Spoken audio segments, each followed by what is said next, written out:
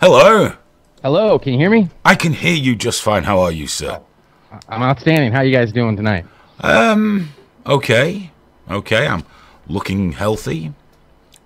Well, I wondered if are you going bowling tonight, or did you hurt your wrist? No, I have carpal tunnel syndrome.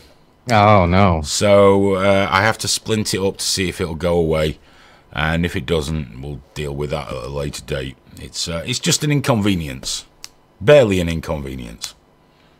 Yeah. So so I guess one thing I wanted to get out is last week I think on your show you said that you assumed I was a heavy drinker, and I'm just not sure where you got that idea from. I just made it up. And which leads me to believe, now that you've brought it up, I just play one on Live Leak because it's best to get some kind of common denominator between. I think you've got the makings of a man that hides bottles around the place and the family can't find them. But don't worry, look, it's like I was saying to Cherry before with his sexuality. You with your rampant alcoholism, it's fine. This is the place to bring it out. Trigger warning it's that warm embrace. Just you can feel Graham's arms around you. And those aren't car keys in his pocket, by the way. He doesn't have a car. And another thing, you said it was around the same time I got my dog. Didn't you just recently acquire a dog yourself? No, we got our last dog we got another rescue in September last year, but I did take her to the vets today, and it cost me £120. Well, how's that dog doing? Was it a bulldog? Yeah, she's a bulldog, British bulldog. She's doing great. She's just starting to come out of her shell now. She's great with it. She's a really gentle solo. So she's only just starting to come out of her shell. She's affectionate, quiet, but she's really starting to come into her own. She plays with the cats, the other dogs. She's really good. She's great, thanks. So she was an adult before you got her then? Yeah, she was about 6 when we got her. Oh, 6 and a half. Because we got a puppy around that same time, and it's just been a nightmare ever since we got that puppy. So I just wondered if you're going through the same. But well, there's two types of people in life, I'm guessing dude. You don't have the same problems that I'm having. There's two types of people in life. There's those that can train dogs, and those that just spoil them. I'm not going to count the other ones that don't like dogs, because we don't talk about those sort of freaks on this. Right. So there's the people that train dogs, and I don't mean the mean, nasty ones that hit them with sticks till they do things and only teach them words in German. I mean, people that can make them sit, stay, do this, don't bark at me when I'm eating because you want my dinner kind of people. Then there's people like me, who just give the dog everything he wants.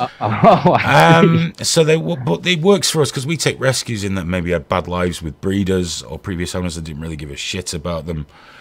So we take them in and spoil them rotten for the remainder of their days. That's what we do. I see. Okay, I see. Yeah, well, ours is a rescue as well, but it was different circumstances where it was just abandoned, basically. Well, good on you for taking one on, though, dude. Well done. Seriously.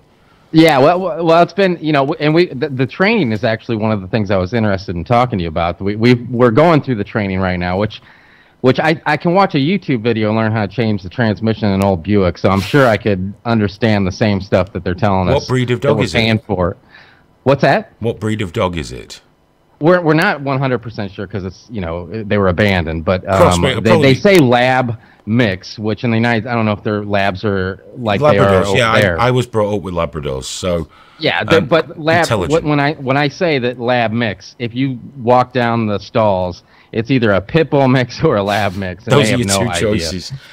Well, I mean, the only thing that matters in it, just teach it not to shit in the house. And apart from that, we're past that hurdle. But the question I had for you was we're getting, because we have another smaller dog that she's about 70 pounds right now, and she's 9 months or almost 10 months, I believe.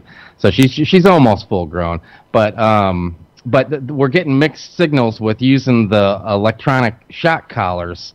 And I from what I understood, don't put one of them on your fucking dog, mate. Aren't they?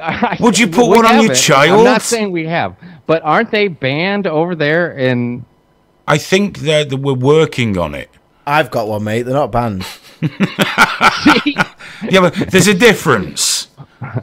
There's a difference between you giving yourself a little G up to get a bit of energy, as it were. No, don't. If you rule of thumb, okay. If you wouldn't put it on your kid, don't put it on your dog. You wouldn't use a choke chain on your kid, tempting as it sometimes might be. You wouldn't do that. Why would you use an electric shock collar on an animal? I've got one of them too. I didn't say I made the decision to get a shock collar. I said that in our research, we're coming with the problems that we're having. Oh yeah, but this is what I'm saying. Attacking our smaller dog. I'm just saying don't. There's a million other ways. Don't even go down that route. That's a route for cruel, lazy fucking people. Okay? It's just fucking wrong, isn't it? You don't have to teach an animal with pain.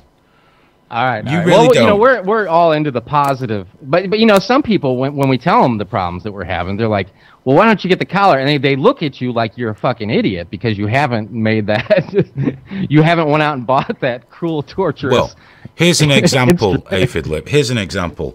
Someone who probably might not be fond of me when I say this, but yeah, it's T3. He says, "I have hunting dogs. They need a shock collar." No, what they need is an owner that doesn't get hard on from killing animals. That's what they need. Fucking shock collars. Yeah, they've always had shock collars for hunting. You need them. Well, it's amazing how many people don't need shock collars for their hunting dogs. But the easiest thing is to not go hunting. Stay at home. Give your dogs food and let them sit on the couch and watch the TV with you. That's what dogs were invented for. That's why we invented dogs. Companions, friends, our furry, fluffy friends. So yeah, don't go the shock collar, dude. Just all right. Well, you've made my decision final. Yeah, just be patient. Be patient and loving. Yo, do it with encouragement and treats. It's like it's a similar thing. If you've got a kid, yes, you could theoretically teach a kid by being horrible to it and beating it when it was wrong. But you know what works so much better? Is reward and encouragement and love. And it's the same with animals. The only people that don't do that are people that are basically cruel pricks. And that's a fact now that I've said it. Across the board.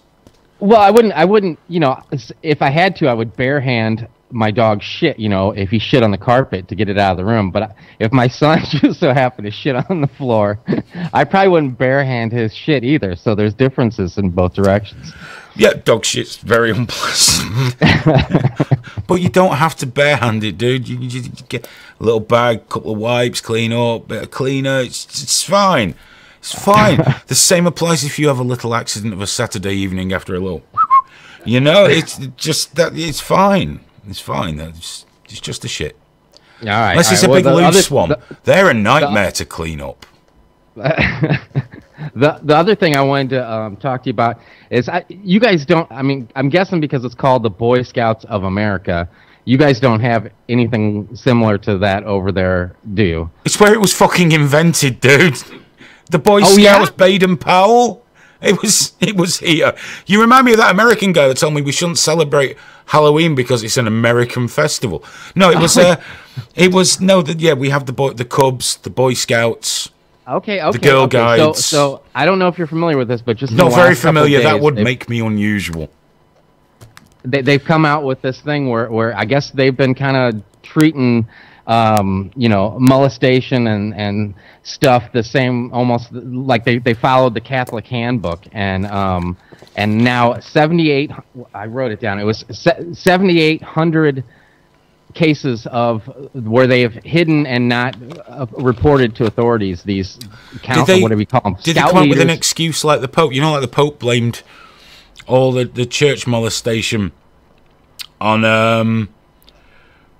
the sexual revolution of the 1960s and the free-for-alls. Have the Scouts come out and said, well, you know, if you're going to put kids and men in tents together, it's going to happen. It's just, that's life in the country. I don't know if they've come up with such a winning excuse yet. But, yeah, and there's almost 13,000 instances of instances where this has happened. So, you know, and my buddy, he's a scout, a scout leader, scout, whatever the fuck you call him. And I had asked him unrelatedly, probably 2 months ago, when they're now here in the States, they're trying to allow females, because that's such a great idea. They're starting to allow girls into the Boy Scouts because the Girl Scouts, I guess, aren't fun enough for the Girl Scouts to have fun in. They want to do the fun stuff that the Boy Scouts do. They'll probably be safe. I've got an idea that Scouts And they, obviously, I'm sure there's some marvellous scout leaders out there, but I imagine sometimes it's going to get a wrong and it's going to attract a certain kind of wrong and that wants to be around the boys. So bringing the girls in might just fucking calm them down a little. Well, maybe, but I doubt it. But anyway, he told me that almost all of their dues, because he was telling me about an instance with a boy and his thing, and how they have a lot of problems with that. So if they allow young girls in there, that's just going to be compounded. And he was telling me that most of their dues go for legal expenses for getting them out of situations like that. And I didn't think of it at the time. But now it turns out that these legal instances that they're trying to get themselves out of is these, brushing these, instances of molestation and predators under the rug and not reporting them. Well, luckily, so I didn't know, dude. I didn't know if you had heard that yet, so I thought you might. I hadn't heard that, but I find that very easy to imagine, and that my son will never be joining the Scouts.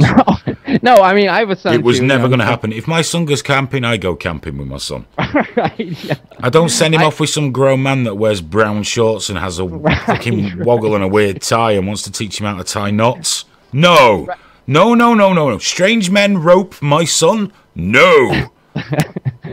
Yeah, I think it's safe to just not give your child away for the weekend to any other person, and if you follow by those rules, I think you're ahead in the game. I think, I pretty much agree. Dude, we're gonna have to move on. We got other things to. I'm going to. Thank you so much for calling in, Aphidlip. Genuinely appreciate it. Let us know when you're next doing a show, so we can give it a big plug for you. I sure will, guys. Have fun and take care. Take care, sir. Bye. That was Aphidlip. That was a nice chat. Went from dog training to molestation.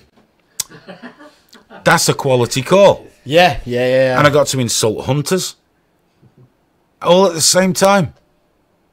And discuss picking up different kinds of shit. This is what I like. A varied call.